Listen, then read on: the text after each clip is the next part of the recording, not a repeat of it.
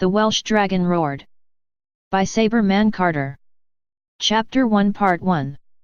World War II was over, the Germans had won in Europe, and after bitter fighting the Allied forces had been forced to surrender, but England was still not conquered. Hitler had commanded that the invasion of Britain take place as soon as the weather permitted. They landed at Hastings, and several miles either side of Hastings, German forces quickly overcame any resistance, and they pressed northwest towards London. Little or no resistance was offered as the German troops marched triumphantly into the capital city. It was July 7, 1945, a day marked with infamy by the remaining Englishmen, who woke up to find that the British royal family had fled to the US, along with Winston Churchill and several senior members of Parliament, to form a government in exile, to get away from the advancing German forces. The royal family had deserted the common people. Churchill's words now seemed to have been just a hollow sham of political rhetoric. We will fight them on the beaches. Chapter 1 Part 2. As we step back in time, the Battle of the Bulge had seen the German forces break out and win a great victory, forcing the Allied troops back to the beaches where they had landed, in Normandy on D-Day. This time Germany's superior firepower had won the day. Although a rescue attempt was made to bring the Allied forces back, the Germans sank the armada of small boats, and the sea was on fire with sinking vessels both large and small. Chapter 1 Part 3. Now we jump forward again to the 9th of July 1945. The Germans started to round up minor royals in the city of London, who had been left behind when the royal family left. It wasn't long before the Germans advanced as far west as the cities of Worcester and Birmingham, and in the north they got as far north as the city of Lincoln. They would have bypassed the town of Doncaster, except it was an industrial town where weapons could be made. Chapter 1 Part 4. Doncaster became a German garrison town, with many troops stationed there. The Germans advanced north to Scotland and west into Wales. Soon the Germans were on the outskirts of Glasgow and Edinburgh. The Scots put more resistance up than the English, but they too were quickly overrun. The Welsh were joined by several English regiments, who were fighting a last-ditch battle. Many good soldiers died in the ensuing battle for Wales. Chapter 1 Part 5.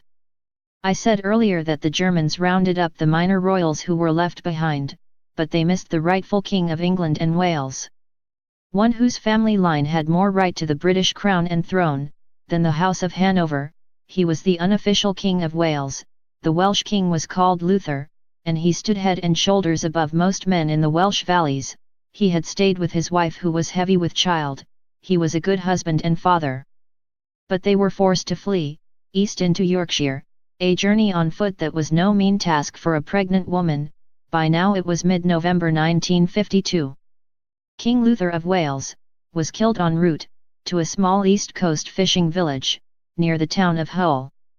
Queen Sarah went into labor when they reached Doncaster. Whilst in the maternity ward, she met and befriended a young unmarried English woman, called Mary, who was also expecting a child. At that time in England, there was a stigma attached to being an unmarried mother, but her lover, a soldier, had been killed in action. She did not know when, or where he had died. Later that night Queen Sarah died in childbirth, as did the young woman's son. He had lived for a few moments. She named her dead son Paul. Unbeknown to the young English woman, Queen Sarah's baby was also called Paul. A nurse came into the ward where Mary was grieving. The nurse spoke softly but urgently to her. She explained to Mary about the child. She told Mary not to tell anyone that the baby was the son of the Welsh king and his royal queen. At first Mary didn't believe her. She explained about the birthmark on the baby's shoulder, and how only those who were truly the male heir of the royal family had this birthmark. It was in the shape of a horse and rider, or was it a dragon? After they chatted for a while, Mary went to sleep. She woke up the next morning. The baby was still there. Mary nursed him, dressed him and fed him, all this time still being watched by the nurse, who was smiling at them both.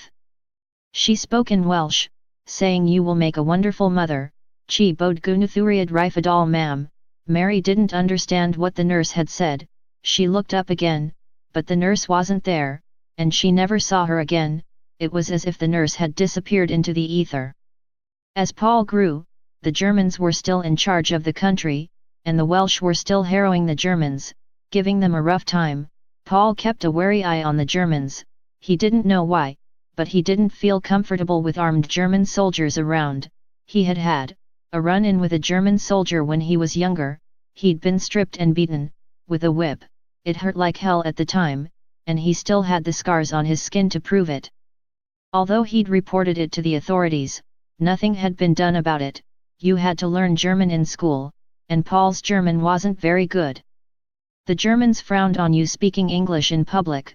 Home was a mining village on the outskirts of Doncaster, called Armthorpe. The miners were a rough and ready bunch. His official mum Mary was the daughter of a miner. She later married a railway worker who became a coal miner. When Paul left school he couldn't get a job, so the mine was the only option, but he hated confined spaces. Due to an incident when he was 13, that was sorted out, but he never spoke about it again. Chapter 1 Part 6. The year was 1970, and I had just turned 18. When the Welsh attacked the Germans, everyone else suffered. The day I was due to leave, Mary asked me where I was going. She understood more than I gave her credit for. She told me to find an enclave in the north of Wales. She said it was near to Prestatyn. I asked my mum why, but she didn't tell me. You needed papers to get around the country, and if you didn't have the correct papers, you were either arrested, imprisoned, or shot, and I didn't fancy any of those options. I would have to lay low and avoid the Germans. By traveling at night, it meant that I could sneak over the Welsh border in the shadow of darkness. How many miles was it, from Doncaster to Prestatyn? I didn't know. Would I get there in one piece? Again I didn't know. These were the questions I was asking myself. I was worried about the journey, and what ifs kept coming into my mind, plus there was a burning desire to know, and I had to know who I really was, where I was from, and why was I here. My journey was long, and I was traveling by night, along unlit country lanes. I would lay low, and sleep by day. The country was still swarming with German troops. Although the war was over, we were still occupied and they were everywhere. I found a hiding place in an old barn. It wasn't very warm, but at least it was dry. I couldn't travel that night, because it was raining heavily, so I had to stay there longer than I was expecting to. About halfway through the night I heard voices. I was hidden behind bales of hay and straw, but the need to sneeze almost gave my position away. I didn't understand the language that was being used, but I knew it wasn't German. I didn't recognize what they were saying either. I knew it had to be Welsh, plus they were whispering, and something told me I should keep quiet. It didn't help having a couple of large black rats at my feet. I heard a clicking sound somewhere below me, but I didn't know what was making the sound. My view was hidden by the bales of straw. I thought I heard at least 3 voices, a male and 2 females, some giggling and unknown sounds. I almost gave my position away, but managed to stifle a sneeze. It didn't help wanting to sneeze all the time. I didn't know if I would get any sleep either. I looked around from my vantage point. The next morning I realized that I was alone again. At some time during the night I had had a strange dream. The image I saw was a person in a big blue gown leaning over a baby. The baby was fascinated with a large gold medallion that the person in the dream was wearing. The baby was reaching out to hold the medallion, which was dangling down in front of him, and his little hands were playing with it. The sky was grey, the mist was thick, and a white glow seemed to be engulfing me as I stood there in this mystic afterglow that had suddenly encompassed me. I was hungry and I had not eaten for what seemed like ages. I walked in a daze to the door of the barn, just to look out at the land around the barn and get my bearings. I am in the middle of nowhere, I thought to myself. There was a small farmhouse, that looked like it was abandoned. I could see no sign of people or animals and no crops. I wondered if the farmhouse had anyone living in it. By now I was feeling a little more adventurous, and I would risk wandering across the farmyard. I got there and I was sure I was alone. For a moment I stood looking at the door. Appreciatively I knocked on the door, wondering if anyone was in. I heard nothing, no sounds from inside, so I tried the doorknob. It was round. I turned it slowly, but the door was locked. Then I turned around to walk back to the barn. What would you have said if you had found someone there? I'm an idiot, I said to myself. Chapter 1 Part 7. I was unaware of eyes that were watching me. As I came back into the barn I sat down on a bale of hay. All this way for nothing, I said out loud. Then I heard a voice, asking me, what are you doing in my barn? I looked around to see who was talking to me, but I saw no one. Then I said aloud, I'm dreaming. The first sign of madness is hearing voices in your head. She spoke again, louder than before. What are you doing in my barn? I spoke to the female voice. I am on my way to Prestatyn. Then I added, I have been here since. I paused for a moment, then added, last night. I blacked out. I had no idea how long I had been unconscious. When I came to, she was cooking soup. Welcome back to the land of the living, she said, then added, what were you doing in my barn? Now that I could see her, I said, I just stayed the night avoiding the Germans and travelling at night. Now she seemed to be smiling at me. But why travel from England to Wales? She asked me. I answered her, I am trying to find my roots, and to find out who I am. Then she said, I know who you are. I asked her, who am I? She began to giggle, looked me in the eyes, and said with a wry sarcastic tone, you are an English twit. I said, I came all this way, just to trade insults. I should have stayed in Doncaster. Her laughter suddenly stopped, and her eyes grew wider as she looked at me. Her blue eyes seemed to penetrate deep into my soul. Then said, what year were you born? Doncaster, 1952 came back my reply. What month? Doncaster. I replied, November. Earnestly she asked me what the date of my birth was. I couldn't see where she was going with the questions, that were now coming in fast and furiously. The 15th, I added. She suddenly said, I had a brother, born on November 15th in Doncaster. What time were you born, Doncaster?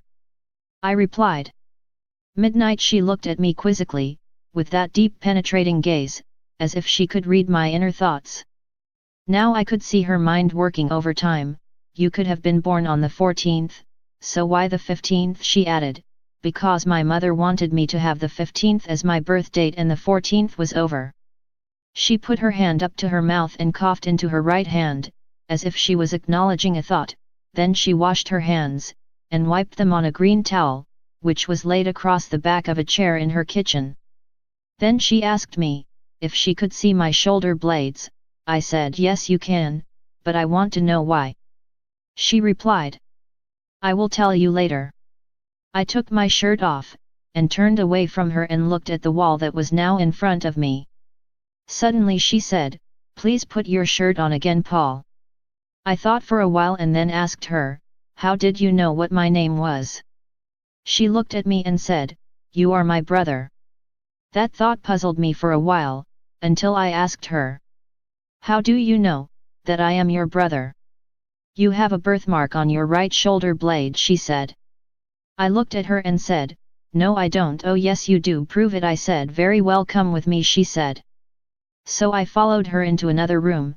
Once inside the other room there was a tall mirror. She got me to face the mirror, then she said, now kneel down in front of the mirror. So I did. Then she took out a small hand mirror, and pointed it at my back, and then she reflected the image of the birthmark onto the larger mirror in front of me, so that I could see the image that was reflected in the two mirrors. I asked her, so what does this prove? She answered, the birthmark proves that you are my brother. I was still a little skeptical, and bemused, and the thought that I had found a long-lost sister came as a bit of a shock to me. Suddenly I spoke up, good job I didn't try anything out on you then. She said, yes, that's a pity, boyo. Then she showed me her German gun. The gun in her right hand was pointing at my head. Then why didn't you kill me in the barn? She looked at me, then spoke again. I can't kill my brother, and I can't kill the king. We have no king, I said. She replied, oh yes we do. I asked her, who is the king? I was not expecting the answer I was about to receive. She said, Paul, you are the king. I got up on my feet, and then sat down again in shock. I said, I don't believe in royalty. She answered. Now that's rich, brother. I said. I can't be a king, she replied. But you are, and you are the only king we've got. I asked her. What happened to the other royal family? She replied. They abandoned us. In July 1945. I said. What happened to your father and mother? They were your mother and father too, Paul, and you know the answer to that, she said. I replied. Yes, I do, a switch in the maternity ward in Doncaster. She said. So there you are the king. I replied, I'm flabbergasted. She began to laugh, then she added, you dear brother might be the king, but you have two other sisters as well, both older than me. My jaw dropped down. I asked her. So how big is my new family? She replied. 3 sisters, 2 are married, but I'm single. I said. I am not married either. Well, then we will find you a nice fat well-rounded Welsh girl. She said with a wry smile. No, you won't, I replied, you will find me a slim attractive one just like you. Then she laughed and said, righto brother, you're on. I was still only 18, my new sister was 23, and I was in no great hurry to get married. I said, you have the advantage of knowing my name, but I have no idea what to call you. Paul, you can call me sister, or Sarah, even Sister Sarah if you like, she said. You're not a nun, are you? I asked. Would it make a difference if I was? She said. I replied. Not to me. She exclaimed. Hell no, and without pausing she said, I want a husband and children like my sisters. Then she added, Brother Paul. She laughed. Now that's got a nice ring to it, it flows right off the tongue, she added. She was still laughing to herself, at her own joke. I replied, I am no monk either. Sister Sarah, I might want to sow my wild oats first though. Then she said. Be careful, dear king, you just might get what you're asking for. She laughed out loud again. I knew that she still had the gun, and much to my relief it was no longer pointing at me. I didn't even know if it was loaded, and I never asked. I was still wanting to go to Prestatyn, and to the enclave that my mother, Mary, had told me about, but that would have to wait for another day. This is the end of Chapter 1 Part 7. And the beginning of a new era, for the King of Wales and the United Kingdom. Independence would be a long, hard uphill struggle, with many battles to be fought first, but that's for another day in the Welsh valleys, and yes, I will have to start learning Welsh, boyo, and talk it like a native. The Welsh Dragon Roared. By Saber Man Carter.